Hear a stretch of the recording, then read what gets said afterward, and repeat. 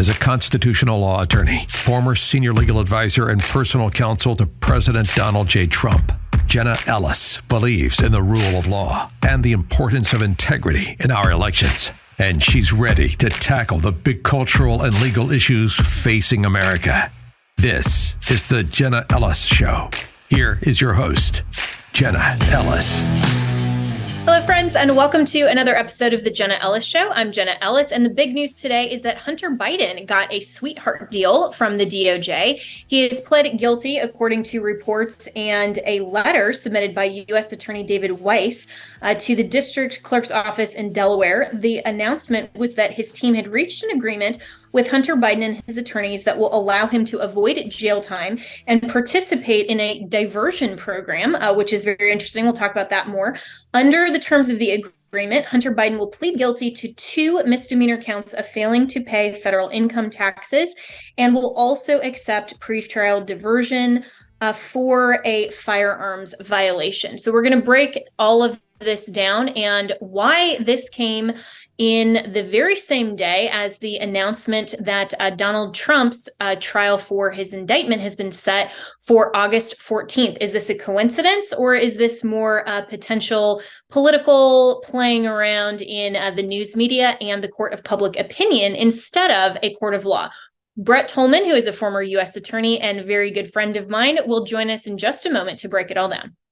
With inflation, the banking world collapse, and everything that Joe Biden is doing not to protect America, you need to make sure to secure your financial health, especially in retirement. And hey, if you're a millennial like me, that actually is sooner than you think. You need to start now, even if you are a millennial or a Gen Zer, to make sure that your financial health is actually healthy when we get to retirement. And Legacy Precious Metals has a revolutionary new online platform that allows you to invest in gold and silver online in real time. In a few easy steps, you can open an account online, select your metals of choice, and choose to have them stored in a vault or shipped right to your door.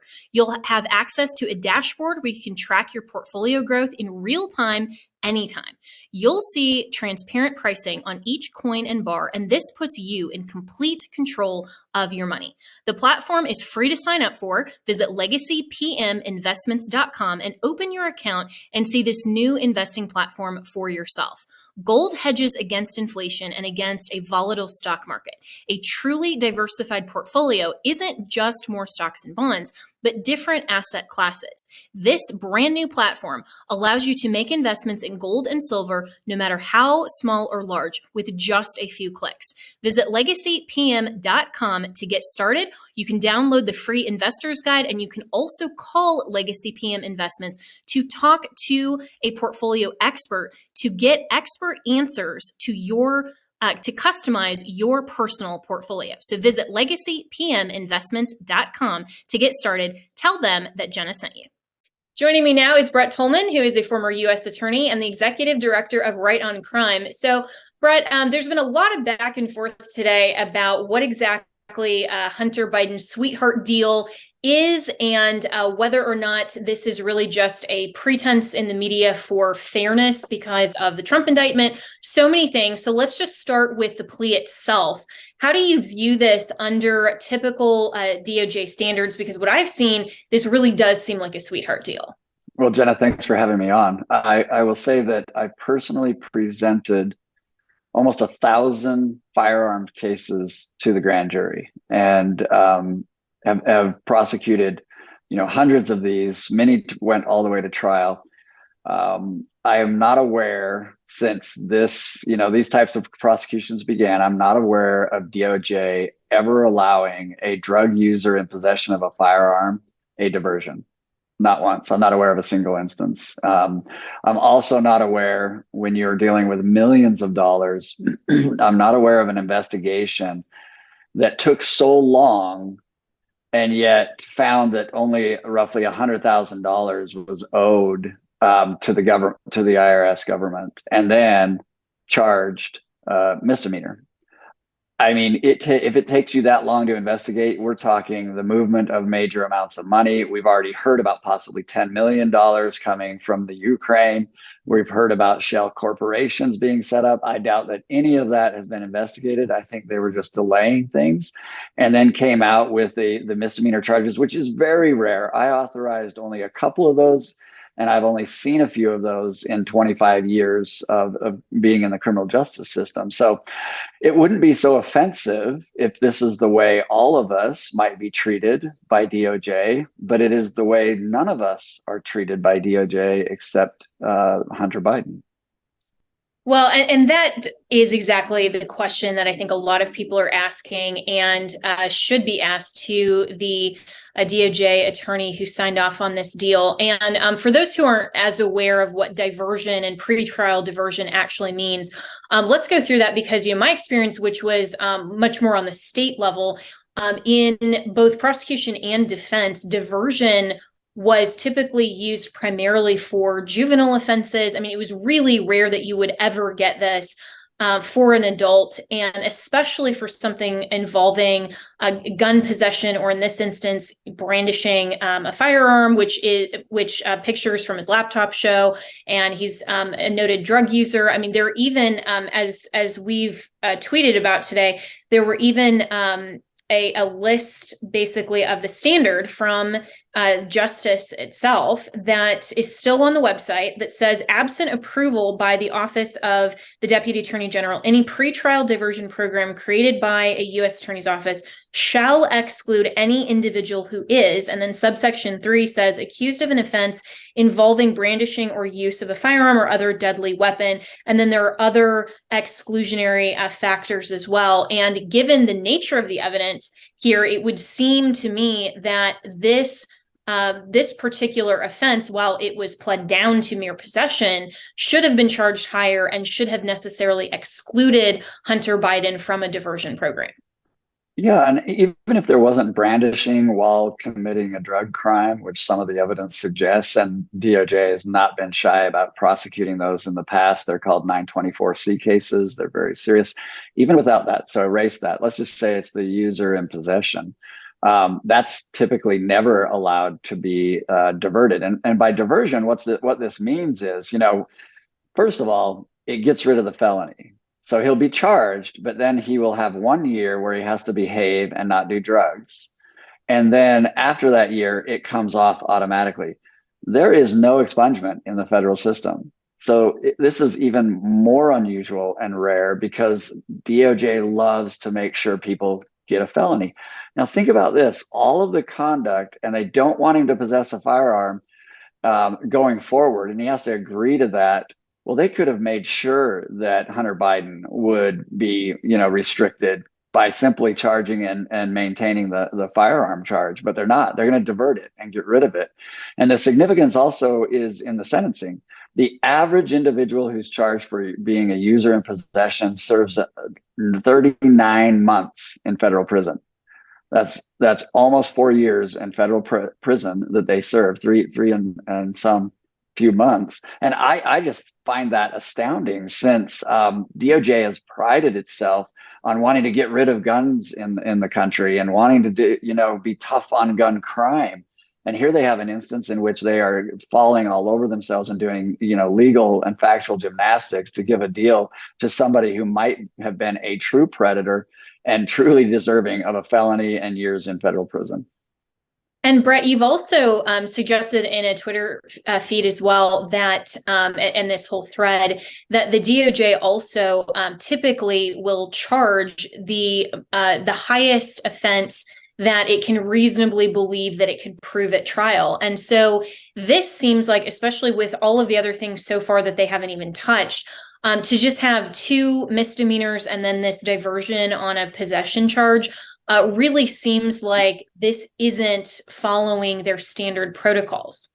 Yeah, Attorney General Ashcroft and then, believe it or not, Attorney General Holder both emphasized that federal prosecutors are supposed to be charging the most serious offense that they can prove, period. I mean, under Obama and under, Bush, and again, under Trump, it really has been historical precedent that the DOJ charges the highest provable offense. And the other thing that is offensive, Jenna, is there are very few misdemeanors. So if you had somebody that has committed felonies, you can't believe the level of manipulation that has to go on in order to address all of those and make it seem like you're treating it seriously. Look at the briefs of the US Attorney Weiss, who was appointed by Trump. Look at his press release. He has the audacity to argue that he's facing up to 10 years on the firearm and that he's facing up to a year on each of the misdemeanors. None of that's true. It's a diversion. If the judge accepts the plea, it's a diversion. He gets no time on the firearm and he gets probation on the misdemeanor tax evasion. So it's all smoke and mirrors and manipulation meant to kill the story and let Hunter Biden go free. And this is so frustrating, I think, for a lot of people who want to see accountability. And also, you and I have talked at length about criminal justice reform and how, maybe it's not necessarily best practices for the DOJ to always go after the highest possible offense. You should be able to take into account other mitigating factors and other things. And so to suggest that now Hunter Biden is the beneficiary of some of these other standards that are being manipulated when the average American who has far more mitigating standards and factors than just their last name being a Biden really doesn't smack of fairness here. And so I think that that's a concern, but also the timing of this as well. I thought it was really fascinating on a couple of levels that you have both the charges announced and a plea deal announced simultaneously. That also, I can't remember the last time that that's happened. I mean, how rare is that as well, that you don't even have any speculation of where the charges are being filed and then there's time to negotiate? Yeah, and Jenna, a couple of things. One, they did that on purpose. And the reason they did that is because they let the grand jury expire. The grand jury that had this case last for 18 months. It expired. So they didn't have the option unless they had to panel a new grand jury and re-present all the evidence. They didn't have the option, but they also didn't want that. They don't want a grand jury wondering why they're taking it so easy. That grand jury could compare the cases they've been presented of other individuals that were found in possession of a firearm with drugs and narcotics and all kinds of criminal behavior. So they wanted to do this, the charging them and pleading the exact same time. It is a next level of chess that DOJ is playing to manipulate their own internal responsibility to be consistent when they prosecute others. Think, Jenna, what if the FBI task force that is going after guns and drugs went into a gang flop house in St. Louis and there was two individuals and a couple of escorts and a firearm? You think they're walking out of there with a diversion? No, it's not going to happen. It doesn't happen historically. This is the only instance in which it would happen because they're trying to protect themselves. Wow. And this is what's just so frustrating to so many people who watch this and then watch what former President Trump is going through, which it seems like they are following their policies by charging the most highest offense that they can possibly think that they can reasonably prove. And so just in the court of public opinion, this doesn't look great, but I think that really depends on whether you're a Democrat or a Republican, which is really unfortunate. It's not just being looked at in terms of fundamental fairness and the standards of the rule of law, due process, all of those things. But how, if at all, do you think this situation with Hunter, not only the timing, but also this type of diversion and misdemeanor handling could play into a selective prosecution defense for President Trump to say, look at what you're doing with someone who is the son of my current political rival, and look at what you're doing to me. There's clearly a disparity there. Yeah, and include in that, I think that's right, Jenna. Include in that the refusal to investigate Joe Biden and the money. Instead, a congressional committee is the only one conducting an investigation in very credible allegations. The attempts to bury the 1023 FBI informant form, the attempts to quickly respond and charge Donald Trump or anybody else that's they don't like politically, and then slow walk everything else. It's a justice system that unfortunately, it all needs to be on the shoulders of Merrick Garland. A tiny vindictive man who is using his power for whatever reason to take the blindfold off of Lady Justice and to start to look at who they want to go after and then go after them. And so what, if anything else, do you think may come of the investigation into potential, things from Burisma, the laptop, anything else? Because the U.S. Attorney here, Weiss, has said that there are still ongoing investigations. Can we reasonably expect that anything else will come of this? Or do you think that this is all that we're going to hear of so-called accountability for Hunter Biden? I'm a little more cynical as to why he said that. I think he said that so that they don't have to produce documents under a FOIA or a congressional request.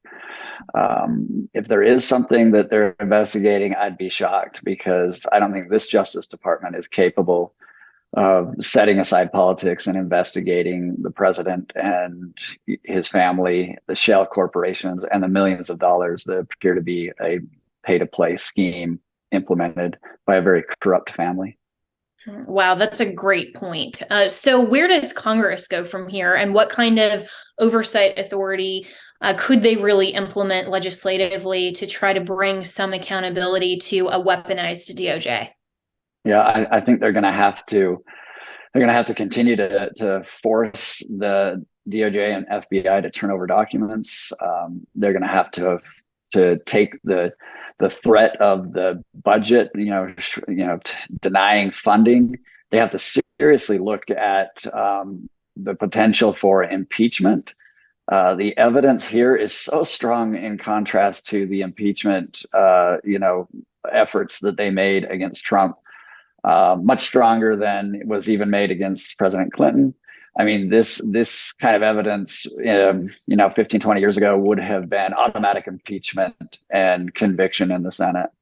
Yeah, it's shocking to me, frankly, that the Republicans can't get it together when they have such a stronger legal basis and constitutional basis to go after impeachment in the Biden administration, even if not President Biden himself, which I think that they do have a solid grounding to go against an impeachment and promulgate that against him, but even other members of the executive branch, and they can't seem to get it together. And then when you have a couple of members of Congress that are willing to stand up and actually file this, it's like there's no media attention at all. People almost just laugh it off and just say, oh, that's just another, Republican media, shenanigan, and we don't really care about it. And nobody really takes it seriously. I think that people are so frustrated with that, and so frustrated with Republicans for not using the power at their disposal. Now, you and I would say we should never go outside, obviously, the margins of the Constitution. We can't say, well, just because Democrats might break the rules or bend them, then we can do the same thing, and then we're just all burning it all down.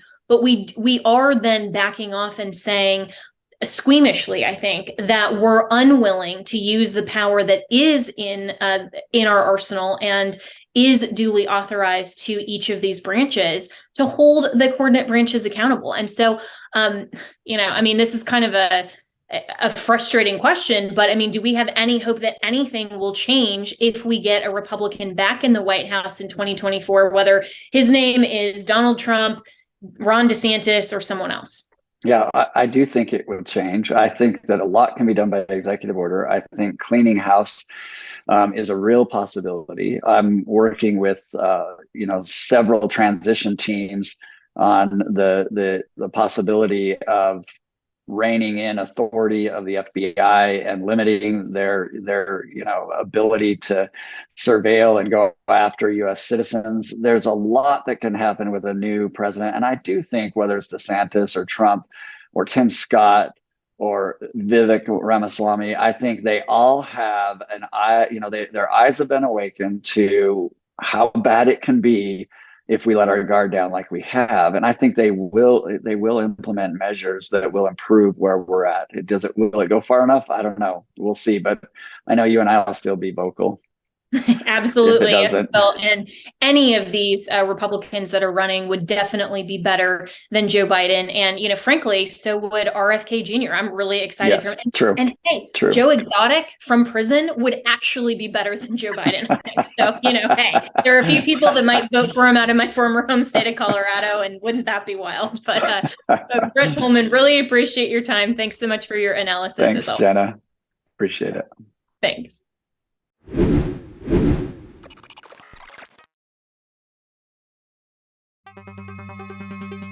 With inflation, the banking world collapse, and everything that Joe Biden is doing not to protect America, you need to make sure to secure your financial health, especially in retirement. And hey, if you're a millennial like me, that actually is sooner than you think. You need to start now, even if you are a millennial or a Gen Zer, to make sure that your financial health is actually healthy when we get to retirement. And Legacy Precious Metals has a revolutionary new online platform that allows you to invest in gold and silver online in real time. In a few easy steps, you can open an account online, select your metals of choice, and choose to have them stored in a vault or shipped right to your door. You'll have access to a dashboard where you can track your portfolio growth in real time anytime. You'll see transparent pricing on each coin and bar, and this puts you in complete control of your money. The platform is free to sign up for. Visit legacypminvestments.com and open your account and see this new investing platform for yourself. Gold hedges against inflation and against a volatile stock market. A truly diversified portfolio isn't just more stocks and bonds, but different asset classes. This brand new platform allows you to make investments in gold and silver, no matter how small or large, with just a few clicks. Visit legacypm.com to get started. You can download the free investor's guide, and you can also call Legacy PM Investments to talk to a portfolio expert to get expert answers to to customize your personal portfolio. So visit legacypminvestments.com to get started. Tell them that Jenna sent you.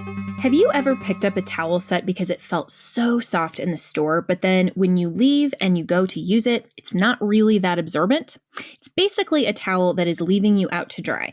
That's why MyPillow has developed the MyPillow towels that actually work. I know, it's totally mind-blowing. Towels that actually dry you.